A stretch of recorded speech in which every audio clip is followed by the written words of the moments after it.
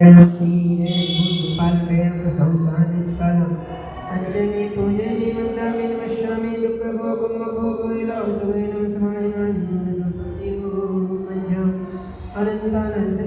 भगवान की जय। सृष्टि के मूल देवादिदेव खजाराशि पदम प्रो भगवान की जय। वर्तमान शासन भगवान महावीर स्वामी की जय। 24 तीर्थंकर भगवान की जय। परम पूज्याचार्य श्री अम्बेडकर स्वामी जी महाराज की जय। परम पूज्य महातपस्वी महातपोमातंडी आचार्य भगवान श्री श्रीमती काली मां महाराज की जय। परम पूज्य बुंदेलखंड के श्री मुक्त दीक्षा गुरु आचार्य भगवान श्री सिद्धांत साजी महाराज की जय। परम पूज्य सकल त्यागी अन्य त्यागी बस्ती श्रीपुर उपरना सच्चा गुरु आचार्य श्री समता साजी महाराज की जय। पटना नगर गौरव मुनि श्री सुबंध साजी महाराज की जय। अहिंसा में विश्व धर्म की वाणी माता की स्वागत महाराज की जय। धर्म प्रेमी भव्य आत्मा आचार्य भगवान अम्बेडकर स्वामी पुरुषार्थ ग्रंथ में मनुष्य पर राय की दुर्लभता को बताते हुए यहाँ धर्मोपदेश दे रहे हैं और 6 डालों में भी यहाँ बताया गया है यह मनुष्य पर राय हमें कितनी दुर्लभता से प्राप्त है। इस मनुष्य पर राय के माध्यम से पापों में आसक्त मत हो जाना, भोगों में आसक्त मत हो जाना, सच्चे देव सांस गुरु इनकी विद्यावती विनय प्रशंसा करना छोड़ मत देना। तो यहाँ कह रहे हैं तांते जिनवर कथित तत्व अभ्यास करिए, संशय विभ्रम मोह त्याग आपो लख लीजिए। यह मानुष पर्याय सुकुल सुनियो जिनवाणी, ई विधि गए न मिले सुमनी जो उदती। ऐसी मनुष्य पर राय जो मिली है, एक बार यह मनुष्य पर राय मिल गई और ऐसी मनुष्य पर राय में यदि आपने रत्नत्रय को प्राप्त नहीं किया, रत्नत्रय को नहीं शोधा, रत्नत्रय को नहीं खोजा और यूं ही इस मनुष्य पर राय में बिना रत्नत्रय लिए यदि संसार से विदा हो गए तो विधि गए न मिले सुमणि जो उदरी समानी। जैसे किसी रत्न को लेकर के समुद्र में फेंक दो, मिल सकता है क्या वह रत्न? नहीं मिलेगा। इसी प्रकार से यह मनुष्य पर राय है, बहुत दुर्लभ है। ऐसे मनुष्य पर राय में यदि रत्न प्राप्त नहीं किया, यूं ही भोगों पापों में आसक्त हो गए तो जैसे समुद्र में गिरे हुए रत्न को नहीं पाया जा सकता, इसी प्रकार से यह मनुष्य पर राय उच्च कुल को प्राप्त करना महादुर्लभ है। ऐसे मनुष्य पर राय को प्राप्त करके कभी अपनी आत्मा पे दया करना, कभी सोचना खोजना, एकांत में चिंतन करना, यह जो हम पाप कर रहे हैं, छल कर रहे हैं, मायाचारी कर रहे हैं, कपट कर रहे हैं, आखिर यह पाप कर्म का फल कौन भोगे? परिणाम क्या होंगे? अपने कर्मों पर ध्यान रखें। कर्म किसी का सगा नहीं है, कर्म का फल हर जीव को भोगना ही भोगना। पुण्य सकता को ग्रंथ में बहुत सुंदर घटना आई है कर्म का फल। और अम्बेडकर स्वामी ने पुरुषार्थ सिद्ध उपाय जैसे महान ग्रंथ में भी कर्म का फल बताया है, कैसे जीव भोगना। एक सेठ अपने 6 आवश्यक कर्तव्यों में भी नित्य प्रभु के दर्शन पूजन वंदन अभिषेक स्तुति प्रशंसा करके अपने घर पे आता और नित्य कुएं से प्रासव विधि से पानी निकालता, उसको छानता विधिवत।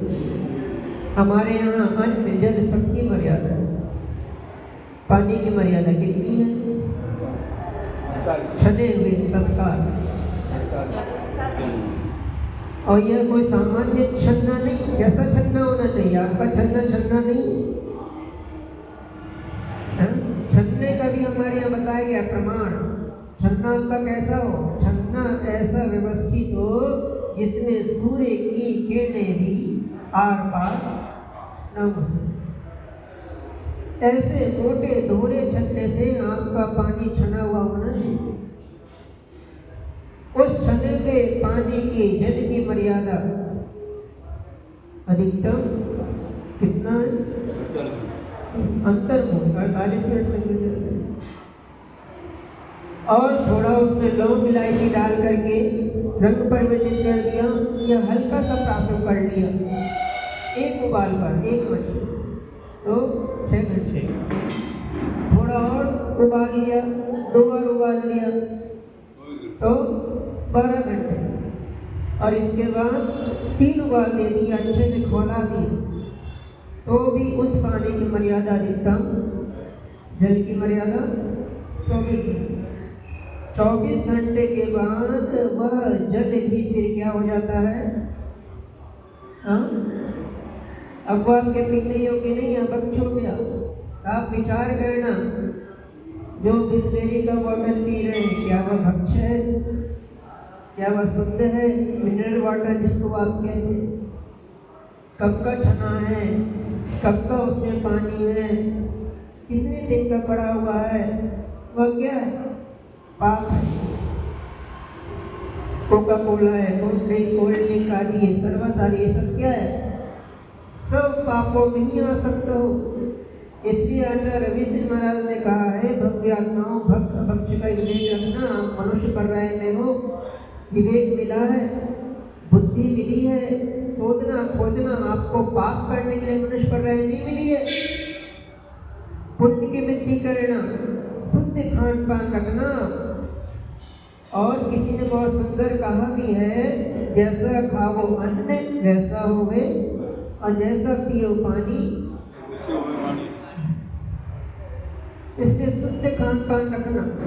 हमारी जैन संस्कृति इसलिए कहती है कि यदि आप शुद्ध खान पान रखेंगे, व्यवस्थित रहेंगे, तो आपके विचार भी वैसे ही होंगे, कसाई भी फिर वैसे ही उत्पन्न होंगे। इसलिए खान पान का भी ध्यान देना। तो सेठ ने पानी छाना, और पानी छान करके संयोग से उसे व्यापार का कुछ आवश्यक कार्य स्मरण हुआ, याद हुआ। पानी छाना एक बर्तन में, और दूसरे बर्तन में उसने पानी का जो अंछना जल जो होता है, बेछानी जिसको कहते हैं, ऐसे नित्य वह कुएं में डाल देता है। लेकिन संयोग से उसने दूसरे बर्तन में डाला, यह विचार करके अभी तत्काल व्यापार के कार्य से आता हूँ और पुनः इसको क्या करूँगा, कुएं में विसर्जन कर दूँ। चला गया, एक में छना जल, एक में। कुछ देर के बाद उसके घर की बहू आई, जिसको पता था मेरे पिता से नित्य पानी छान के जाते हैं, यही रसोई में उपयोग में लेना है। उसको ज्ञान नहीं था, उसने भी वह जल उठाया, रसोई में लेके चली गई, उपयोग कर। अंतर मोड़ के भीतर ही सेठ जी आ गए, देखा बर्तन नहीं है, चिंतित हुए। अहो वह बर्तन कहाँ गया? मैंने आज विसर्जन नहीं किया। घर में गए, पूछा, अहो मैंने कुएं के बावड़ी के पास में जो बर्तन रखे थे, एक में छना जलता, एक में छना, वह जल कहाँ गया? बहू ने कह दिया, पिताजी आप तो नित्य छान के जाते हैं, मैंने तो उसको उपयोग में ले लिया कार्य। अहो सेठ जी घबरा गए, भयभीत हो गए। हो आज मुझसे महापाप हो गया, आज मैंने असंख्यात जीवों की हत्या कर डाली, असंख्यात जीवों की मुझसे विराधना हो गई। अहो यह पाप का फल कहीं मुझे दुर्गति न भेज दे, न जाने मेरे कारण कितने जीव आज मरण को प्राप्त हो गए। मेरे इस व्यापार के कार्य के कारण आज मुझसे महापाप हो गए। पसीना आने लगा, इतने भयभीत हो गए कि मैं इन दुखों का भार अब कहाँ लेकर के जाऊंगा, कहाँ भागूं मैं, कहाँ इसका प्रायश्चित लूं। स्मरण आया, चलो मंदिर में मुनिराज विराजमान, उनसे जाकर इसका पाप का प्रायश्चित पूछूं। मुझसे जो अनायास अज्ञात अवस्थाएं पाप हो गया, मेरे भाव नहीं थे, लेकिन मैंने अंचन जल आज विसर्जन नहीं किया, इस पाप का प्रायश्चित मुझे देना चाहिए। सेठ जी सतावश कर्तव्यों के पालन में स्वाध्याय निरत रहा करते। उन्हें पता था कर्म का बंध क्या होता है। भले मैं नगर का सेठ हूँ, धन दान संपत्ति सब कुछ है मेरे पास, दुख की कोई रंच मात्र भी मेरे यहाँ पर कोई फटक नहीं सकता, दुख मेरे पास है नहीं, सुख की कोई कमी नहीं, लेकिन फिर भी पापों से भयभीत रहा करते। मुझसे कोई पाप रंच मात्र भी हो ना। गुरु के पास पहुंचे, अपनी वेदना उन्हें कह डाली, हे स्वामी आज मुझसे पाप हो गया है, मुझे दुर्गति में जाने से बचा ले। मुनिराज ने पूछा, कहो सेठ जी क्या हुआ, आप तो नगर के सेठ हो, कैसा पाप, क्या हुआ है, क्यों रुदन कर रहे हो, क्यों भयभीत हो, क्यों चिंतित हो। सेठ ने रुदन करते हुए अपनी घटना सुना दी, स्वामी अमुक अमुक कार्य मुझसे हो गया और वह रसोई में उपयोग हो गया, वह पाप के फलों से मैं भयभीत हूँ, मुझे दुर्गति से बचा लो। इस कर्म का बंध क्या होगा। स्वामी आपको अधिकार है, मुझे पापों से मुक्त करने में आप समर्थ हैं, मैं आपके समक्ष अपनी आलोचना कर रहा हूँ, निंदा कर रहा हूँ, बरहा कर रहा हूँ, मुझे प्रायश्चित दे। मुनिराज ने पूछा, कहो सेठ पाप तो हो गए, भले अज्ञानता में हुआ, लेकिन पाप तो पाप है, कर्म का बंधन। पूछा सेठ जी से, अच्छा सेठ जी बताओ कितने बूंदों का दुरुपयोग हुआ है, कितने बूंद थे। सेठ जी ने कहा, स्वामी अब मैं बूंदों की गिनती कैसे करूं, वह तो एक भगोने में बड़े से बर्तन में अंचना जल मैंने रखा था, इस विचार से कि अंतर्मूल के भीतर आऊंगा, विसर्जन कर दूंगा, लेकिन वह कार्य में आ गई। ओह सेठ जी ये तो महापाप हो, विवेक रखना था, सोचना था, सोचना था। ठीक है, आपने प्रायश्चित मांगा है और आचार्य महाराज का कर्तव्य है आपको पापों से मुक्त करने का। आपने अपनी निंदा की, ग्रह किए, जाओ एक कार्य करना, यदि पापों से मुक्त होना है, कर्म का बंध बंधे, उसके पूर्व यह क्रिया कर लेना, एक कार्य करना। बूंदों की गिनती तुम्हें नहीं मालूम, असंख्य जीवों की विराधना हो गई है, हिंसा हो गई है, जाओ अपने स्थान पर ही एक बड़े सा भंडार गृह बना, शुद्ध प्राशुद्ध अन्न जल की वहां व्यवस्था करना और 84,000 मुनियों को लेकर के आओ। कितने मुनि? जाओ 84,000 मुनियों को लाओ और उसी भंडार गृह में उसी स्थान पर जहाँ शुद्ध अन्न जल प्राशुद्ध तुमने व्यवस्था की है, उसी स्थान पर एक मुनिराजों को आहार करा देना, एक साथ एक छत के नीचे तुम पापों से मुक्त।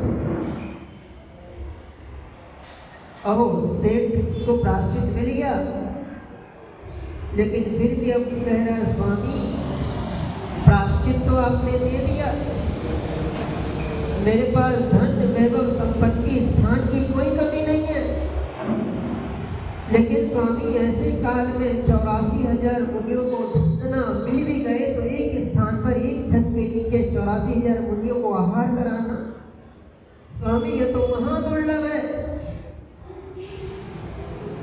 यह तो बहुत कठिन प्रायश्चित है स्वामी।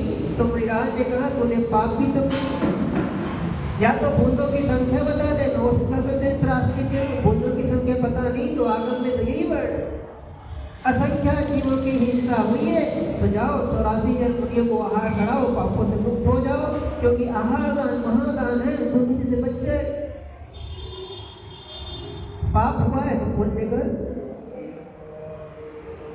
पुनः सेठ कर रहा है, स्वामी आप आचार्य ब्रह्मेष्ठी, आप आचार्य महाराज हैं, कोई और उपाय बता दीजिए, कोई और मार्ग बता दीजिए, कोई एक रास्ता बताइए। स्वामी यह ऐसे काल में बहुत दुर्लभ है, नहीं हो पाएगा स्वामी, 84,000 मुनियों का आना, उनकी व्यवस्था बनाना असंभव का प्रतीत हो रहा है। कुछ तो मार्ग होगा आगम में, कुछ तो उपाय होगा जिससे मैं पापों सकूं। ठीक है मुनिराज क्षमा वात्सल्य प्रेम दया से युक्त थे। करुणा जागी, पुनः उन्होंने कहा ठीक है सेठ जी, प्रथम प्रयास तो यही करना, इतने मुनिराजों को लाना अमर। और यदि इतने मुनिराजों की व्यवस्था नहीं हो पा रही है तो जाओ दूसरा कार्य करना, जब तक मुनिराज नहीं मिल रहे 84,000 तब तक उसी स्थान पर शुद्ध प्राशुद्ध अन्न जल की व्यवस्था करना और उसी स्थान पर एक काले रंग का चंदुआ बांधना और नित्य एक एक दंपत्ति को वहां शुद्ध प्राशुद्ध अन्न जल की व्यवस्था कराना स्वयं। और जिस दिन ऐसे दंपत्ति आ जाए, जिस दिन ऐसे दंपत्ति का तुम्हारे चौके में प्रवेश हो जाए और जिसके प्रवेश करते ही वह काला रंग का चंदुआ सफेद हो जाए, बस समझना तुम पापों से मुक्त हो। ठीक है स्वामी, आपने जो मार्ग बताया है मैं उसका अनुसरण करूंगा, इस कार्य को मैं पूर्ण करूंगा। आगम में बताया गया है आप कहीं चंदोवे का निषेध मत कर दें।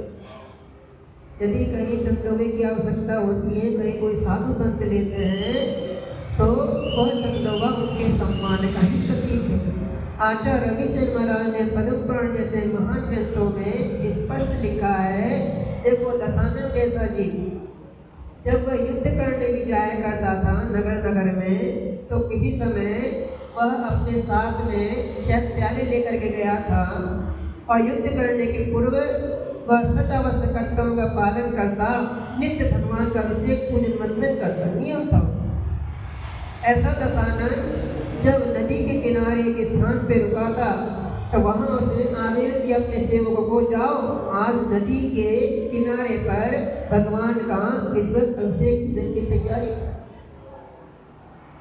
और ध्यान रखना चंदोवा लगाना। कैसा चंदोवा? आचार्य रविशंकर महाराज ने लिखा है वहां, दशानन ने आज्ञा दी सेवकों को रत्नों से युक्त इतना विशाल चंदोवा लगाना जिसमें रत्न माणिक पन्ने आदि लगे हो, स्वर्ण निर्मित हो, और उस चंदोवे के नीचे भगवान को स्थापित कर।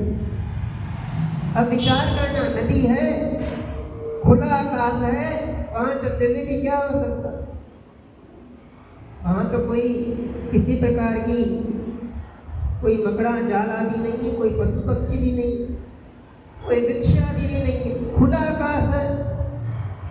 फिर भी वहां दशानन ने ऐसे देवादेव का अभिषेक करने के पूर्व चंदोवा लगवाए। सच्चे देव सास गुरु चंदोवा उनके लिए सम्मान का प्रतीक। आप विचार करना, जब आप विवाह करते हैं और जिस समय आपका विवाह होता है तो आपको भी एक मंडप के नीचे बैठाया जाता है। सारी शुभ क्रियाएं कहाँ होती हैं? उसी मंडप, यानी उस चंदोवे मंडप का चंदोवा ही तो है। जब आप संसारी जीवों के लिए शुभ कार्य करने के लिए वह मंडप लगाया जाता है, वह चंदोवा आवश्यक है, तो तीन लोग के ना सच्चे देव साधु के लिए चंदोवे का निषेध क्यों?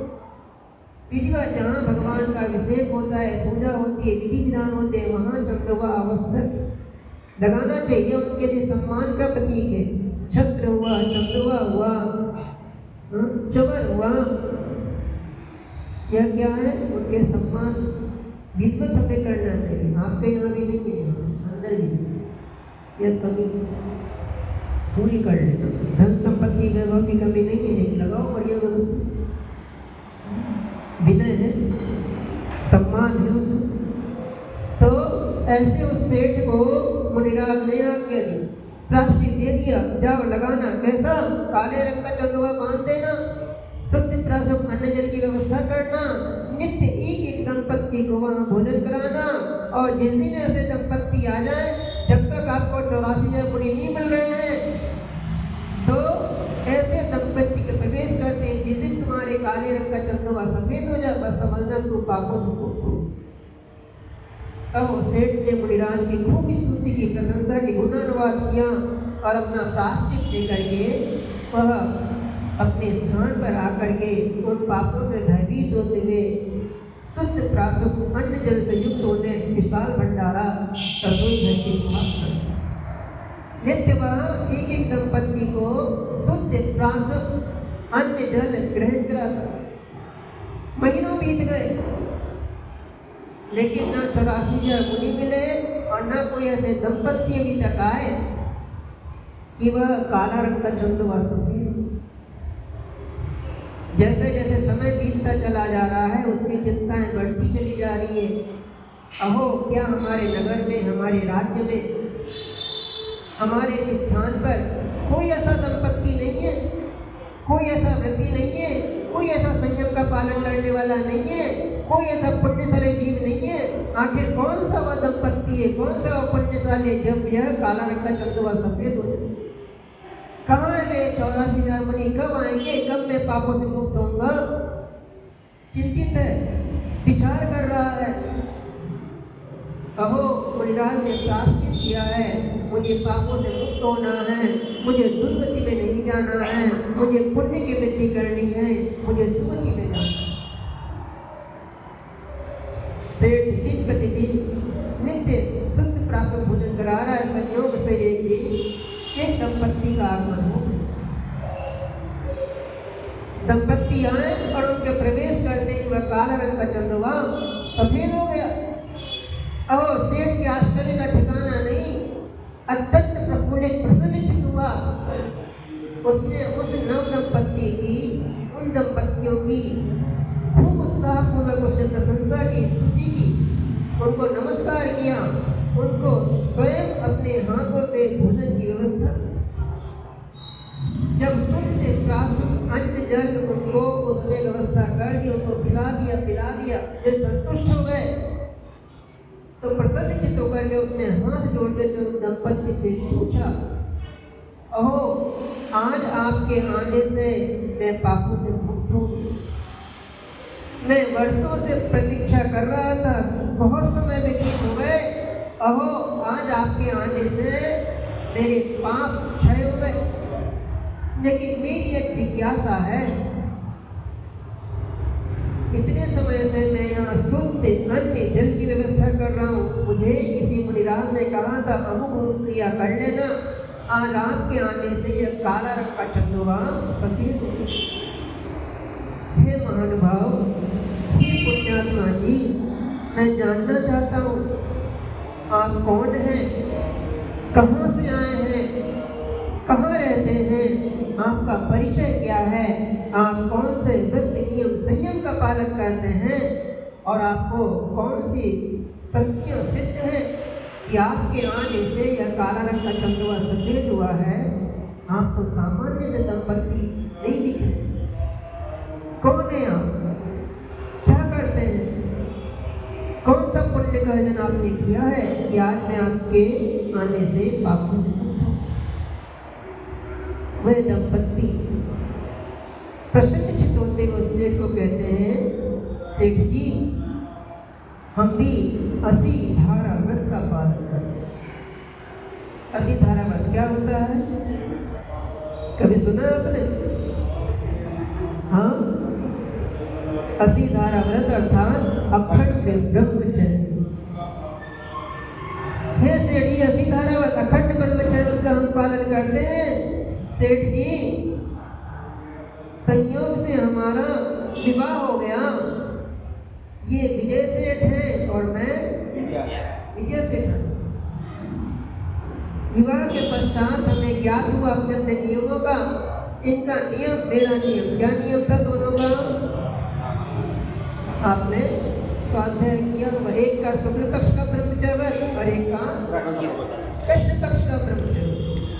जब इनकी भोगने की इच्छा तो मेरे नियम, और जब मेरे भोगने की इच्छा तो, लेकिन हमने विवाद नहीं किया, हमने क्लेश नहीं किया, हमने कसाई नहीं की, बल्कि हमने सच्चे देव सांस गुरु को नमस्कार करके भावना भाई, अहो अनंत भोगों का पुण्य संचय हुआ है कि देखो हम जीवों की हिंसा से बचे। एक बार भोग भोगने में हिंसा कितनी होती है?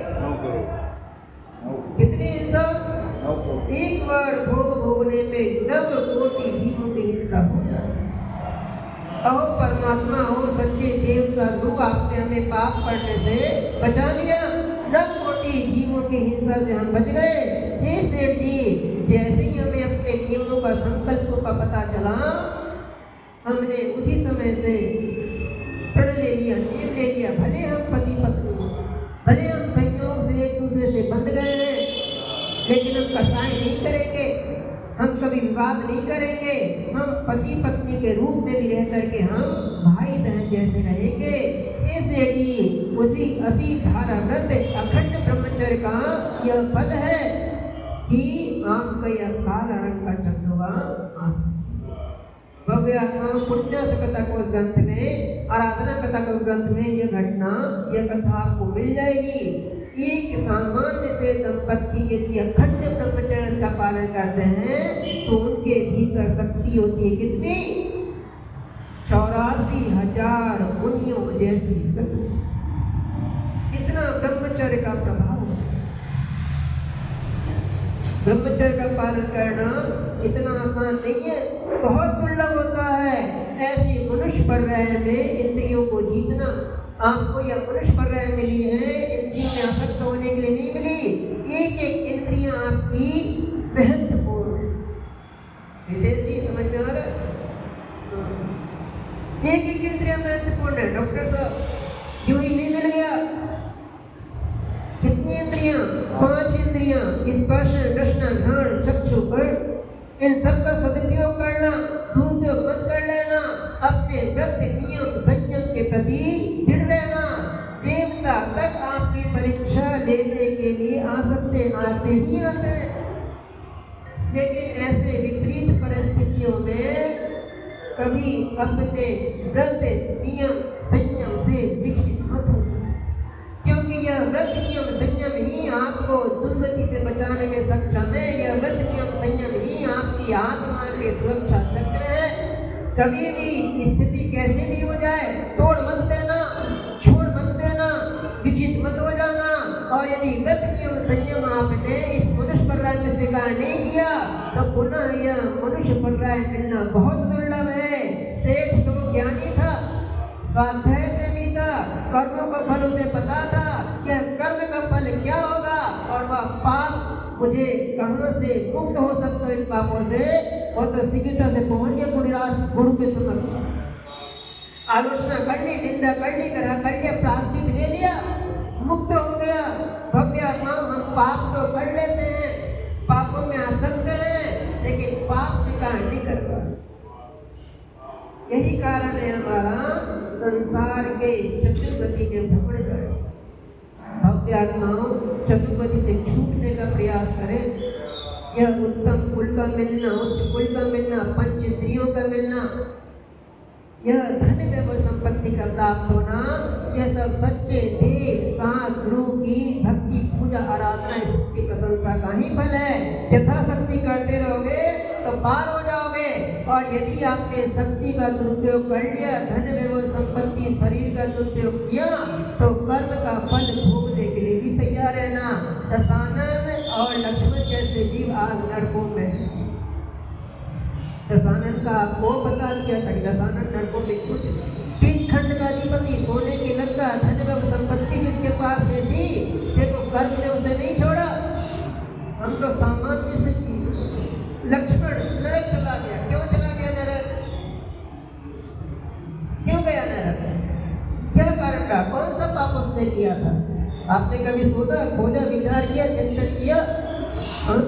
श्री राम के भाई सीता का देवर, जो कि वो भी सच्चे देव सर्व का भक्त है, नित्य ऐसे घने जंगलों में रह करके भी इसने 14 वर्षों तक अपने भाई और सती सीता की सेवा की, हर आज्ञा का पालन किया।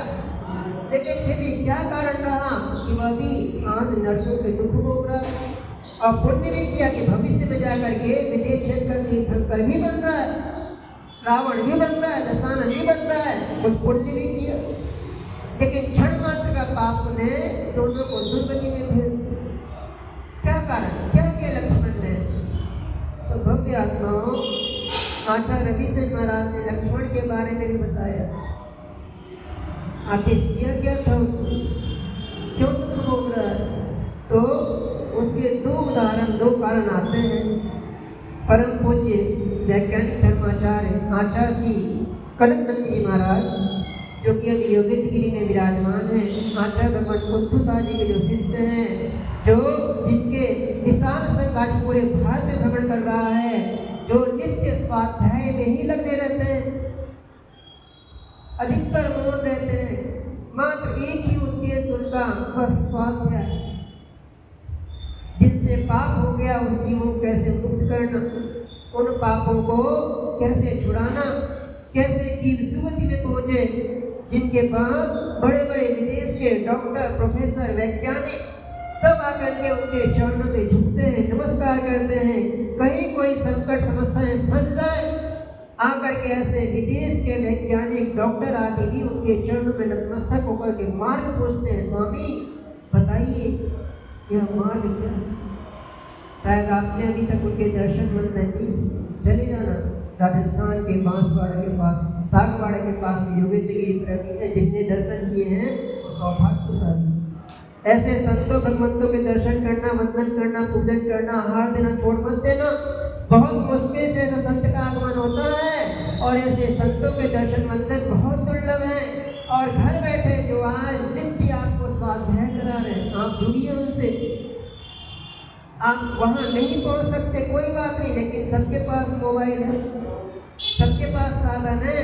नित्य 3:30 से लेकर के 5:30 बजे तक जूम वेबिनार पर आपको स्वाध्याय कराते हैं। आपकी हर शंका का समाधान वो जूम के माध्यम से करते हैं। जुड़ो आप, कहीं जाने की आवश्यकता नहीं, जा सकते कोई बात नहीं, लेकिन घर बैठे मोबाइल के माध्यम से ऐसे संतों की वाणी, स्वाध्याय का लाभ को ले सकते हो। सुनो, समझो, लाभ लो। कहीं कोई शंका है आप पूछिए जूम वेबिनार में, बहुत सारे साधु उनका उस स्वाध्याय के समय जुड़ते हैं। अनेक संतों के दर्शन भी मिल जाएंगे, वंदन भी कर लोगे, स्वाध्याय का लाभ भी मिलेगा। और यह चतुर्वती भ्रमण संसार क्या है? पद्मान्योग, कर्णान्योग, चरणान्योग, द्रव्यान्योग, हर ग्रंथों का सार इनके भीतर छिपा हुआ है। ऐसे वैज्ञानिक आचार्य धर्माचार्य कनक जी महाराज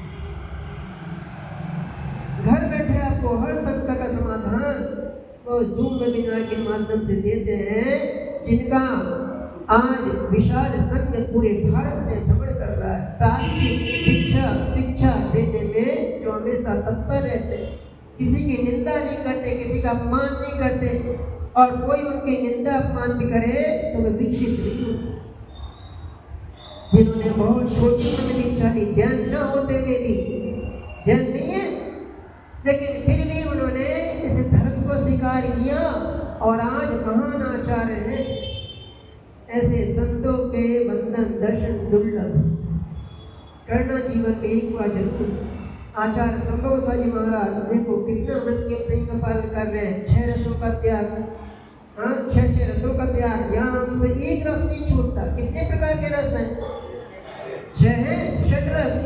कौन कौन से?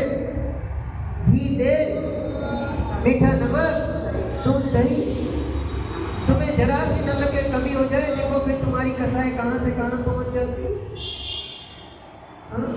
पंचमात्र की नमक, जिनका जीवन भर नमक का त्याग है, मीठा का त्याग है, दूध का त्याग है, दही का त्याग है, घी का त्याग है, तेल का त्याग है, वो अपना जीवन यापन कैसे कर रहे हैं? संत महाराज जिन्हें पूरा समय निकाल दिया, हाँ, और बिना सट रस लिए जिनके शरीर पर, मुख पर कितना तेज हुआ करता था, वह तेज आप क्रीम पाउडर लगा करके भी ला नहीं सकते। कहाँ से आती वह शक्ति, कहाँ से आता वह तेज? यह सब व्रत नियम संयम का ही भव्य आत्माओं उसका फल होता है। संयम में बहुत शक्ति होती है।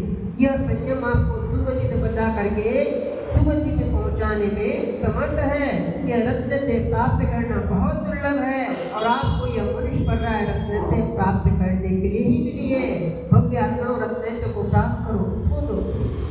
लक्ष्मण जैसा जी, जिसने एक समय भगवान शांतिनाथ की जो वंदना कर रहे थे, दशानन पहुंच गए। सुन लेना कारण आज लक्ष्मण नरकों में क्यों? पूछा भी था मैंने कि भगवान आज लक्ष्मण नरकों में क्यों है। आचार्य कनिष्ठ महाराज से उनने एक शास्त्र दी स्वलिखित, हर पापी जीवों के पाप कर्म का फल उस छोटे से ग्रंथ में उन्होंने समाहित किया। चाहे वह रावण हो, कृष्ण हो, कंस हो, लक्ष्मण हो, चारुदत्त जैसे जीव हो, अंजन जैसे जीव हो, कौन सा पाप किया आपको पूरा सारा ग्रंथ में मिल जाएगा। बताया नहीं, जब इसका स्वाध्याय करना, जिन जिन जीवों को नरकों का दुख भोग रहे हैं, पाप किया, इसका स्वाध्याय करो, उत्तर मिल जाए। तत्काल उत्तर भी नहीं देते, पढ़ा उस ग्रंथ को, स्वाध्याय किया। जब कुआं नगर में पहुंचा, मुनिराज आज्ञाशाही महाराज के पास स्वाध्याय कर रहा था उसी ग्रंथ का, तो आज्ञाशाही महाराज ने उसी समय ढूंढा, सोचा, उस विषय तक वो पहुंच चुके थे। तो वहां पर लक्ष्मण के नरक जाने के कारण उन्होंने बहुत छोटे से उस ग्रंथ में शब्दों में लिख दिया, पूरे सूत्र के साथ। आचार्य रविशंकर महाराज ने वह सूत्र पद्म पुराण ग्रंथ में लिखा, बताया लक्ष्मण के नरक जाने के कारण। दो कारण बताते, भगवान शांतिनाथ के चरणों में दशानन भक्ति कर रहा है और लक्ष्मण पहुंच गए उनको परेशान करने के लिए, क्योंकि जब प्रजा को परेशान कर रहे थे तो वहाँ के क्षेत्रपाल आदि ने आकर के उपस्थित होकर कहा, देखो नगर के प्रजाजनों को परेशान मत करो, उन्होंने आपका क्या बिगाड़ा है, आपकी कसाई, आपका द्वेष दशानन से है, नगर के प्रजाजनों ने क्या बिगाड़ा, क्यों इनको परेशान करते। जाओ, यदि आपको कसाई निकालनी है, आपका द्वेष ही है, तो इन प्रजाजनों को छोड़ो, ये तो भोले निरपराध हैं, इनको मारने हिंसा करने से तुम्हें पाप का बंद होगा, और यदि तुमने इन्हें सताया तो हम क्षेत्रपाल हैं, फिर हम भी अपनी शक्ति का उपयोग करेंगे। लक्ष्मण ने उन क्षेत्रपालों की विनती सुनकर के पहुंच गए दशानन को परेशान कर। ऐसा दशानन जो मंत्र को सिद्ध करने में लगा हुआ था भगवान शांतिनाथ के चरणों में, और दशानन ने ऐसे भगवान की भक्ति में लीन दशानन को परेशान करना प्रारंभ कर दिया। खूब परेशान किया, खूब सर किया। आचार्य रविशंकर महाराज ने स्पष्ट लिख दिया, सच्चे देव सांस गुरु की भक्ति में लीन किसी भक्त को भी यदि आप परेशान करते हैं, उनके ऊपर विघ्न करते हैं, उनके ऊपर उपसर्ग करते हैं, उनको धर्म ध्यान से विकसित करते हैं, आपको नियम से बंद हो जाए। लक्ष्मण को वही बंद हो गया, उसका ध्यान विकसित नहीं कर पाया, दशानन को मंत्र की सिद्धि हो गई और फिर लक्ष्मण वहां से भाग गए, सिद्धि के आगे टिक नहीं पाए। तो पहला कारण दशानन के भक्ति में विघ्न करने का फल कि उसको नरकाई का बंद वहां से हो गया।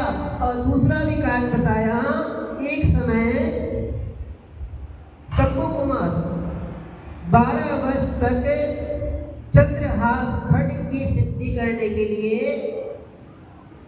बांस के बीहड़ जैसे वनों में साधना कर रहे हैं।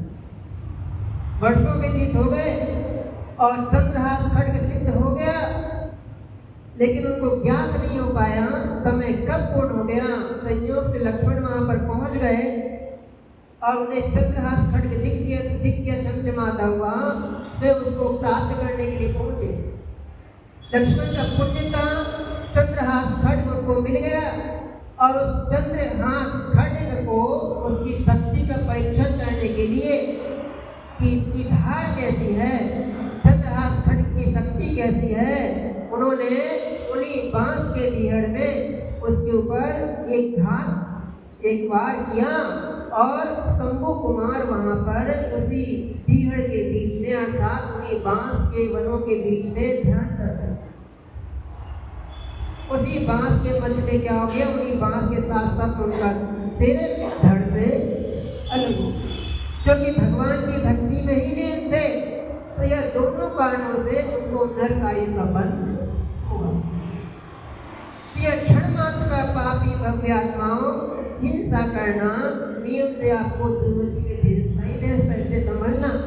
पंचेंद्रिय जीव का घात करना हिंसा करना, किसी को मारना, सताना, सच्चे देव शास्त्रों की भक्ति में लीन रहे, धर्म ध्यान में जिनका चल रहा है, शुक्ल ध्यान में आदि में लगे हुए हैं और आपने उनको विघ्न किया तो फिर नियम से आपको गति का बंध हो जाएगा। सफल न सुधरने का प्रयास करना। तो यह रविशंकर महाराज ने पद्म पुराण ग्रंथ में स्पष्ट लक्ष्मण के नरक जाने का कारण भी लिखा हुआ है, बताया हुआ है। आप व्यवस्थित स्वाध्याय करेंगे तो आपको पता चल जाएगा। विशेष किसी को और भी पूछना हो तो आप आज आचार्य कनक मुनि महाराज जी के समक्ष में जाकर के और विशेष में पूछ सकते हैं कि आखिर लक्ष्मण ने और कौन से पाप किए, तो आपको वहाँ से भी आपको उत्तर मिल सकता है। तो भव्यात्माओं, अपने पाप को स्वीकार करने की शक्ति रखें। दुर्गति से बचना है तो आप किसी का भी अतीत पढ़ लेना। जब तक आप दिगंबर मुनिराज के समक्ष पापों को स्वीकार नहीं करेंगे, आलोचना नहीं करेंगे, निंदा नहीं करेंगे, तब तक आपको वह पाप कर्म का फल भुगतना पड़ता है। आपको उस कन्या की घटना सुनाई थी, देखो उसने मुनिराज की निंदा की, अपमान किया, तिरस्कार किया, उनके शरीर पर थूका, उस भाव में कुछ नहीं हुआ, लेकिन वहाँ निंदा तिरस्कार अपमान करने के कारण भाव तक वह दुखी रही। तब तक दुखी रही जब तक दिगंबर मुनिराज के समक्ष उसने स्वीकार नहीं कर लिया अपने पापों को, तब तक पाप में पीछा नहीं छोड़ा। इसलिए कहा गया है, महासाहु महासाहु महासाहु दिगंबरा, विश्व में यदि कोई सबसे बड़ा है, कोई गुरु है तो मात्र दिगंबर संत। कभी स्वप्न में भी उनकी निंदा मत करना, अपमान मत करना, तिरस्कार मत करना। यथाशक्ति आप उनकी भक्ति वैयवती नमस्कार स्तुति प्रशंसा करके पार हो जाना, अन्यथा कर्म का बंध हर जीव को भुगतना ही भुगतना है। दशानन और लक्ष्मण कंस कृष्ण जैसे आज भुगत रहे। आप ऐसा कोई कार्य करना नहीं। महापुरुष भी वह कर्म का फल भोगते हैं। हम सामान्य से मनुष्य हैं। आप मनुष्य पर्याय में आ चुके हैं। धीरे धीरे नियम संयम का पालन करके आप संसार के चतुर्पति भ्रमण से छूटना असंयम पर्याय श्रेष्ठ नहीं है। आपका समय पूर्ण हो गया। आज इतना ही। बोले भगवान महावीर स्वामी पद पौर्वाणी स्वाध्याय निष्ठापन क्रिया पूर्वाचारण में सदम चाहता हूँ।